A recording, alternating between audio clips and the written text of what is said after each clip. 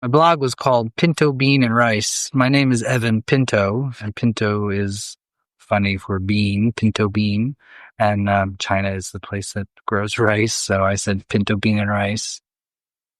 My mother thought it was funny. It is funny. So I started writing it in 2006, and the tagline is my adventures and experiences as I relocate from downtown New York City to a Shanghai suburb to teach English for a year. And that's what I did. I taught English in Jiaxing, which is about an hour away from Shanghai. And when I lived there in 2006, there was no Gaotie, there was no fast train, so it took like a full 2 hours to get there. Now I think it takes like 20 minutes on the fast train. Wow. So how far into the blog is this? Like how many weeks or months is it? So I started the blog in 2006. I moved here in August, and this is in September. Oh, wow. Pretty soon after. Yeah. So I moved here, as most people do, on a tourist visa.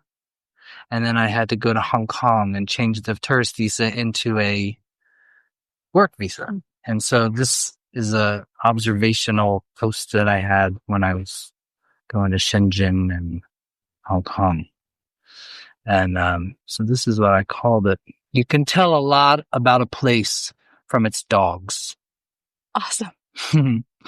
There are many differences between cities of differing socioeconomic capabilities, but one that I recently observed, and that may not be as well known as gross domestic product, unemployment rates, infant birth rates, dropout rates, etc., is pure breed versus mixed breed dogs. Here in Jiaxing, I have only seen a couple of Shih Tzus and Pekingese being walked on their leashes by their middle-aged owners, and I have not noticed young people with dogs at all. The remaining dogs I have seen have been mutts, mixes, and worst of all, to Americans, feral street dogs. Jiaxing is full of homeless canines. It breaks my heart. I want to take every dog without a collar to my apartment and feed it, bathe it, and let it know that it's loved. But that would be a little overwhelming and slightly impossible, and more than expensive. I have asked my Chinese friends if China has dog catchers, and they said, "What do you mean? What is this thing that catches dogs?" From their response, I could tell that China doesn't. But I've also seen the other side of this canine conundrum. I flew to Shenzhen and Hong Kong to transfer my tourist visa to a work visa. And Shenzhen is a city born in the last 20 years, now 30 years, from a special economic declaration and development. It has grown from a rinky-dink farming trading post to an ultra-modern city of more than 5 million people. And nowadays, it's probably 10 million. In Shenzhen, there are many well-to-do people. I was at a Starbucks Monday evening around 10 p.m., and it was packed. All these rich folk have a lot of leisure time. But then it happened. 2 gorgeous purebred huskies came walking along the promenade. They stopped in front of the shop and let their owner get a coffee. They were the center of attention. Everybody was eyeing them and oohing and eyeing. They were really pretty. Then all of a sudden, from underneath the table next to me, a fawn-colored Pekingese started barking.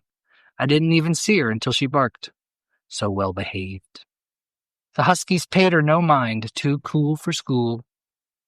Then to my delight, 2 Westies showed up, and then a big white puff of a dog came along. I don't remember what the breed name is.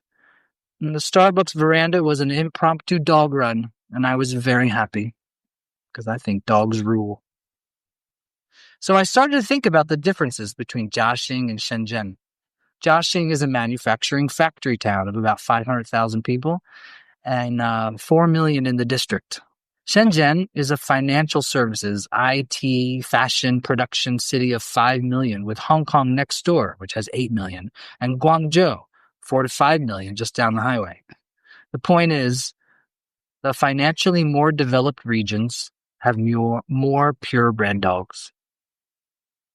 The richer the city, the more purebred dogs they have. Think about it. New York is almost all purebreds, and West Virginia has the reputation of, well, let's just say it doesn't have the same reputation as New York City. See, travel really does broaden and enlighten and educate. I'm smarter because of it, and now so are you. So get a dog. People will think you're rich here in China. Particular post right now because I feel like the dog culture in China and in Shanghai specifically has blown up to a huge degree. Yeah. I'm just curious why, when you were looking at your blog post to share on Rewind, why you chose this one. Well, because about 2 years ago, a friend of mine got a job transfer back to America, back to Chicago. Mhm. She had 2 dogs. And the job transfer happened really quickly, so she couldn't take her dogs. So she asked me if I knew someone who could take her dogs, and I was like, how about I take your dogs? And when you find a place that you can live that allows dogs, then we'll send the dogs to America. And so we can have family reunification. Aww. Well, it took her 2 years to find a place to live. So I had 3 dogs. I had my dog, Buddy.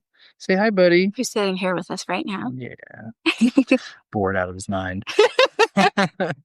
And then Hua Hua and George lived here too. Yeah. And just last month, they finally were sent to America. So, yeah.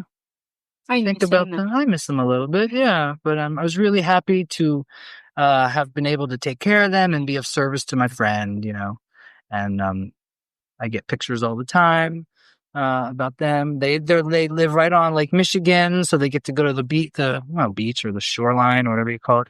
And I get pictures of them. So, Yeah. And then Buddy is the coolest dog ever, and they just I love dogs. Yeah. What is your take on the changes in pet dogs in China since you arrived in 2006? In the less rich areas, in the socioeconomically challenged areas, dogs are protection, and in the richer areas, purebred dogs are a status symbol, right? And I don't think that much has changed.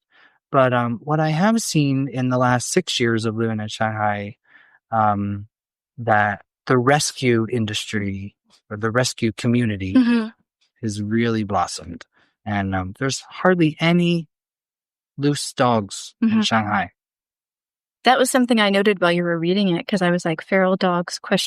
I have seen so few in Shanghai, but so many pet dogs. And to be fair, I used to live in the French concession, and there were a lot of what I'm guessing were purebred dogs, very, very expensive dogs, and kind of not show dogs, but very, very status symbol dogs. Yeah. I do see a lot of them, but I also see a lot of rescue dogs with their Wigwaren foreigner owners and stuff, And Buddy's a rescue dog, so I'm in tune with the rescue people. Yeah. And my WeChat every day is this dog was found, this cat is found, all that stuff. Yeah. And a couple years ago I was talking to somebody about it, and I don't know if this is right, but this is the rumor. Shanghai, it's a hub, an industry hub town. So there's a lot of foreigners that live and work here, and they bring their families with them. So there's a lot of foreigners, spouses, husband or wife, who are not working because the other spouse is working. And so the spouse that doesn't work, you call it the trailing spouse, they have nothing to do. So they do a lot of charity work. And one of the first charities that really got a lot of attention here in Shanghai was the rescue dog charities. So the rescue industry or community really took care of the dog. Yeah. And so that's why Shanghai doesn't have a lot of street dogs. So, Liango. Yeah, when I lived in Taiwan in 2003, 2004, there were a ton. The majority of dogs that I saw were, I don't think they were feral so much as they were just homeless. Wait, is feral? That's when there's something wrong in the wild. No, I think feral just means. Oh, I'm thinking of rabbit. Rabbit. Yeah. There's a difference between feral and rabbit. Yeah. But there were many, and at that time in the city that I was in, which was not Taipei, it was down in Tainan, having a pet, whether it be any animal, was not common yet. I don't know what it is today. Did many people have pets in Jiaxing back? Not many, no. But I'd see dogs every day. Yeah. But maybe one or two. Yeah. But, my life was kind of small. It was my apartment and my school and the restaurants that I went to. I just stayed in one area. Yeah. Right. Here in Shanghai, because I walk the dog all the time, I walk a lot of different places, I see a lot of dogs. Mm-hmm. And one of the other things is there's a certain type of local person who's very scared of dogs. Oh, describe that. Well, I would say middle-aged women, grandmothers with their grandchild, their preschool grandchild, and sometimes people who are just walking down the street on their phone. They all get nervous really quickly. And Buddy, my dog, he doesn't even see them. So it's just kind of funny to me that they would get scared and cross the street and get startled. Yeah. Right. But they also get startled 5 feet away from me, even though they saw me coming 100 feet away. I'm like, you see me coming, so why are you all of a sudden getting scared? Yeah. So it's just something that I have to deal with.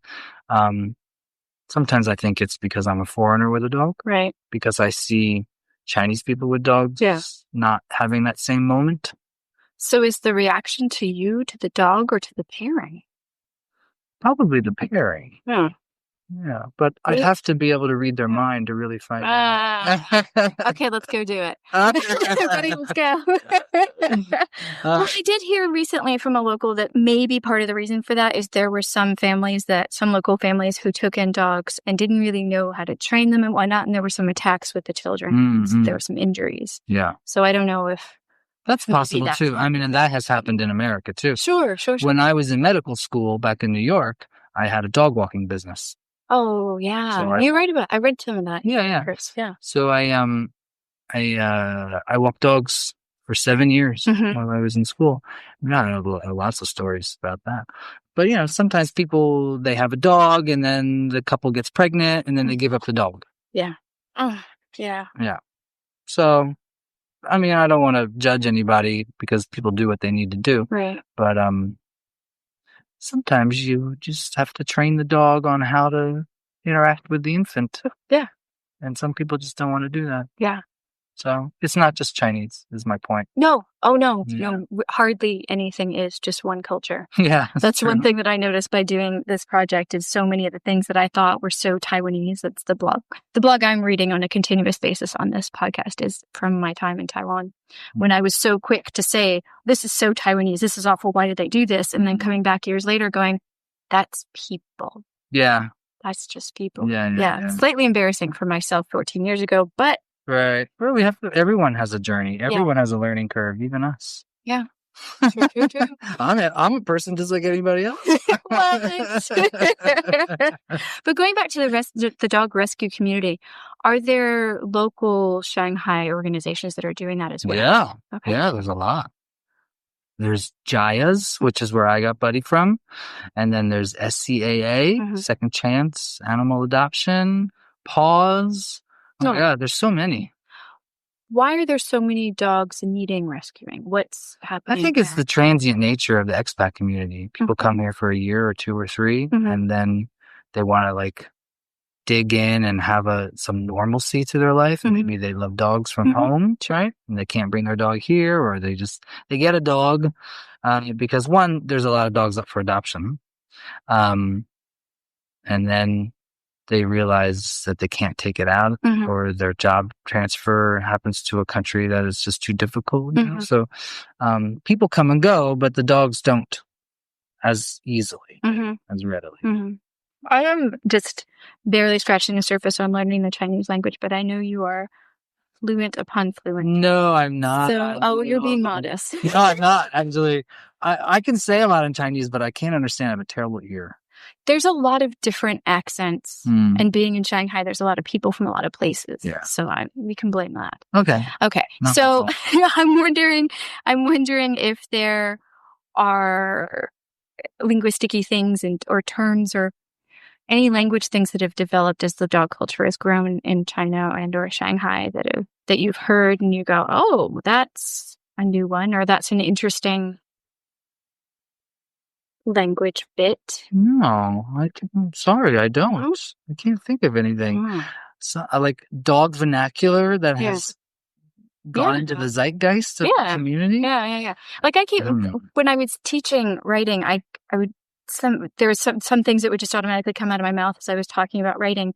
And I was like, oh, I'm in a teaching context. That's probably not appropriate. Not crude, but just sort of less formal. And sometimes I would say something like doggy dog world. And I'm like, and I'd start to think about it. And I go, is that too cruel? Wait, why does that phrase even exist? The etymology of dog eat dog.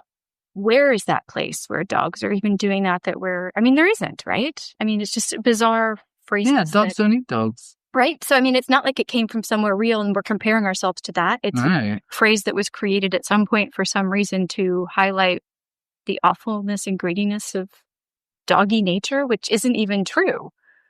True. They're nicer than we are most of the time. Domesticated dogs, yeah.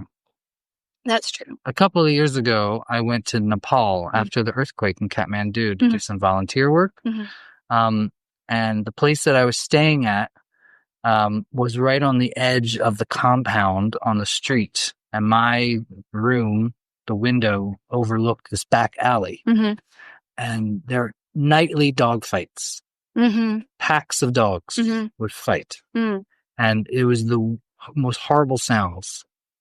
And I couldn't sleep. And after I was there for 2 weeks, and I think after like 6 nights, I was like, I need a different room. It was a hotel kind of thing. So they gave me a room that was internal and not on the border, the boundary. Right.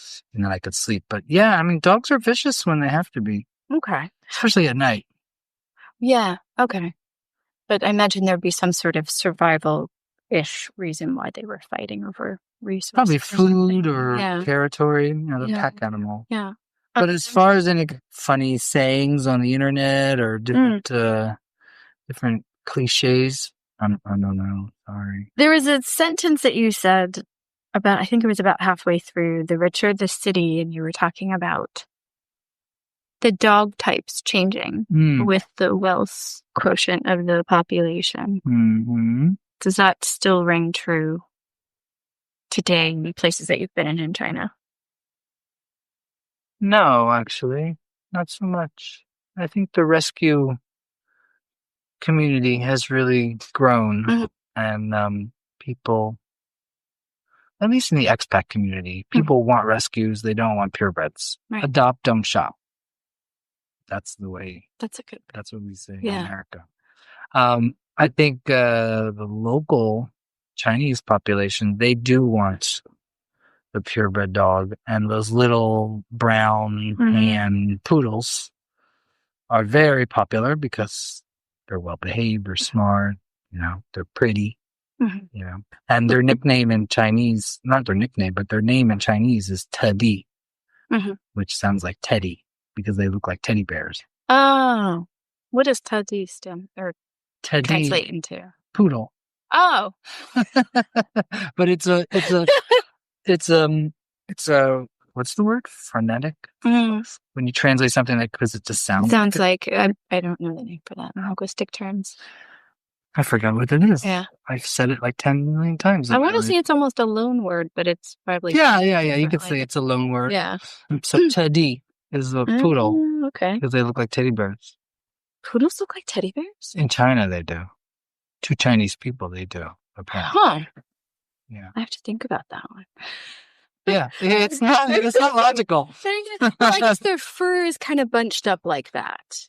Yeah, and the way they get them groomed. Okay, that's true. But the general structure of a teddy bear versus a poodle, I mean, just the standing. It's lost in translation, for sure. It is, yeah. Yeah. Okay, so in English or in Western culture, there's a lot of comparisons between a dog and its owner, and a lot of people say that the two start to look like each other after time. I think so too. Yeah. Does that hold true over here? Yeah, actually, I've seen there's a couple women in my neighborhood who have long-haired dogs and floppy-ear dogs, and they have like perm bob.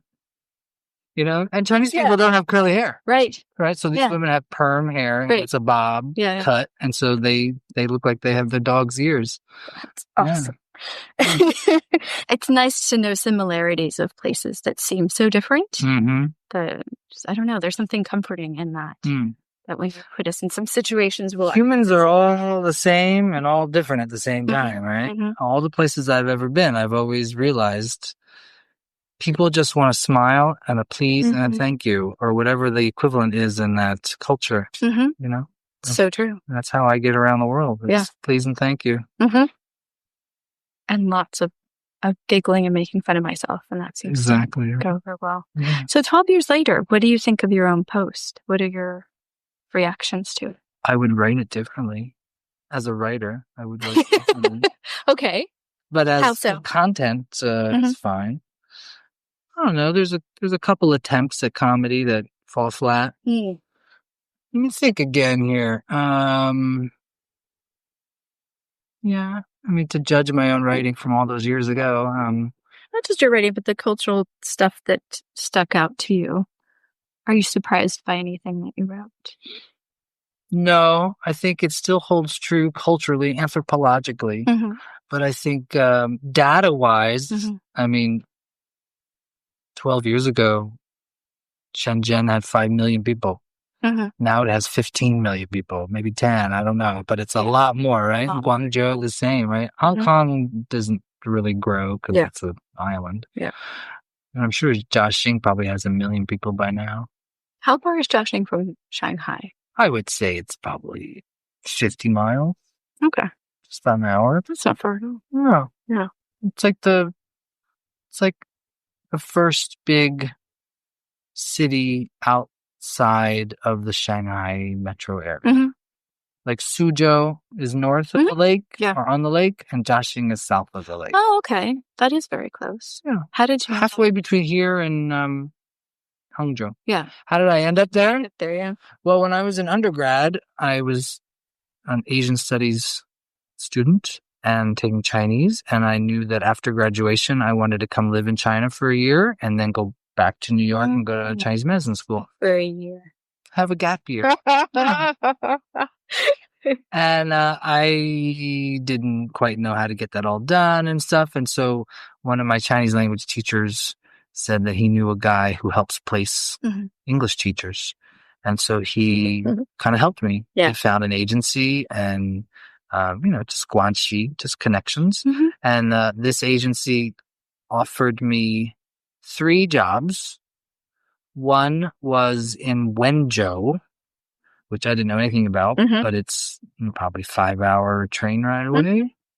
Well, and the Wenzhou job was kind of like a kindergarten or an elementary school. And then the second job they offered me was in Hangzhou, and that was at a technical college. Oh. And then the third job they offered me was Jiaxing, which is even closer to Shanghai, and it was at a private school. Okay. And I looked at the geography, I looked at the distance, and I was like, well, Shanghai is where I need to be, but I can't get a job there because I don't have any experience. And Jiaxing's just a little bit far away, not that far away. And it's also like a half an hour from the coastline. And here I'm thinking, ooh, I can go to the beach in the afternoons. Little did I know that there is no beach in China because it's just a rocky coast and water. I've done this in a few countries, yeah. Okay. So I took Jiaxing because it was a private school, and the name of the school was Jiaxing Foreign Language School, and it was a boarding school. And I was like, oh, foreign language school, boarding, the kids are always there. I just had visions of like Massachusetts or New Hampshire, some kind of Cambridge kind of thing going on in my head. And I get there, and I'm the only foreigner. Great, yeah. They only do English. Oh. And it was not very good. No. Yeah. How strong was your culture shock?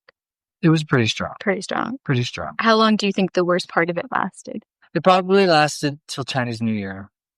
The first month was cool. The first month was cool. I was just kind of get used to it. And then I went to Hong Kong and I wrote this post, and I started okay, I'm here, I didn't know about the holidays in China. And so for the October holiday, they told me, oh, you have a week off. I was like, a week off? I'm going to Beijing.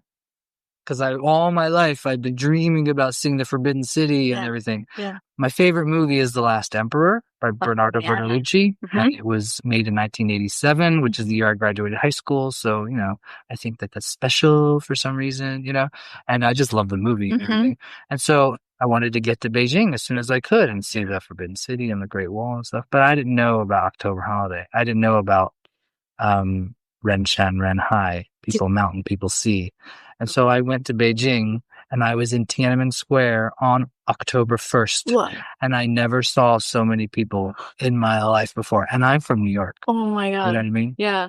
So I tried to go through Tiananmen Square to Forbidden City, and I tried, and I was like, I'm overwhelmed too much. Yeah. So I left because I didn't want my experience to be ruined. Yeah. And I went back on October 2nd, and it was awesome. There was like hardly anybody there. Hardly anybody was there. It was great. It was great. And then I went back to Jiaxing and just started getting into the teaching mode and just trying to figure out how to do it. And I found a gym and make more friends and start playing badminton and that kind of stuff. And then around Thanksgiving, Christmas, couldn't go home because of the Chinese school calendar. And, some days I would be just too tired to go out and try to battle over finding food. Yeah. Even though I spoke a little Chinese, nobody understood me. Yeah. I used to fight with this lady at this one restaurant about spinach. Yeah, you'd fight over spinach, like the pronunciation of spinach? Yeah, the pronunciation of spinach. Oh, yeah. I would go and I would always get spinach, and it's bo cai. And every time I'd go, I'd ask, can I have the bo cai? And she'd be like, I don't know what you're talking about. And I'd bring a dictionary, and I'd say, bo cai. And she goes, bo cai.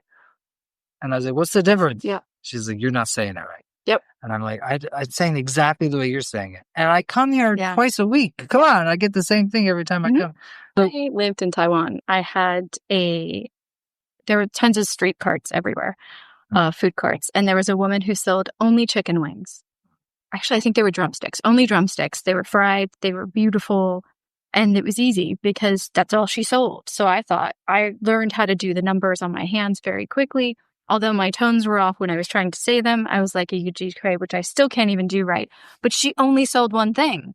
And I'm holding up one as I'm saying Iga, right? And she's just like, no, same thing, same exact thing. And I'm like, you sell one thing. I'm holding up the number one. I am one person.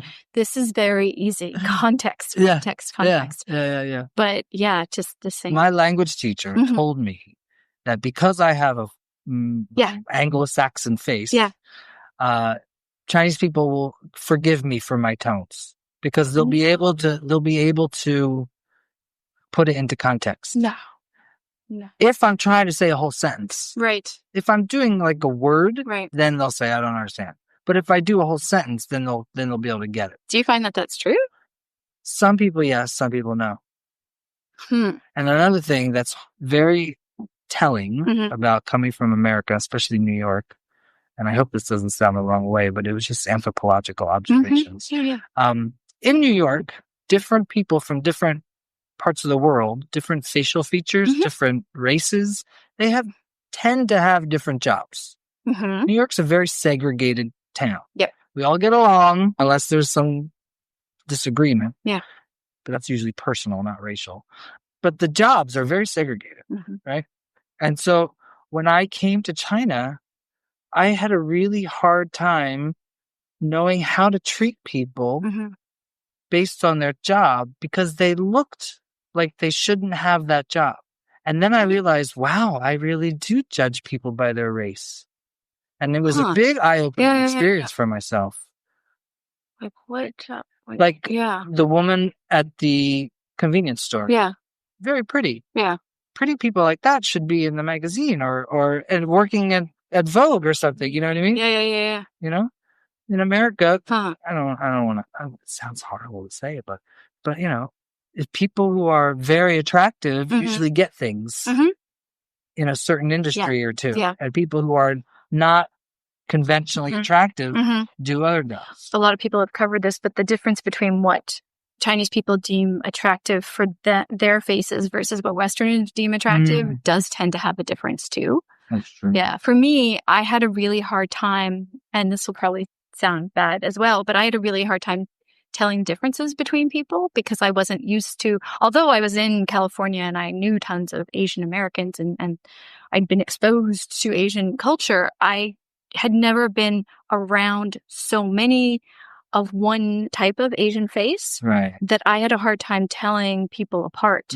And where I started in Taiwan, the girls, I taught children under 13, and the girls all had the same haircut. So I couldn't even go by hair color, haircut, perm, no perm, bangs, no bangs. It was all the same cut, all the same face, all the same school uniforms, because they would wear their school uniforms to our school at night.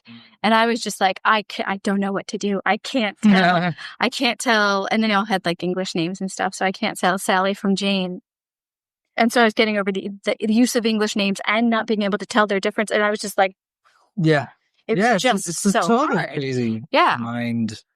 In my undergrad, I took a lot of Chinese history classes, Chinese culture classes. Yeah. And there's a saying, in China, there's 100 families. So there's 100 faces.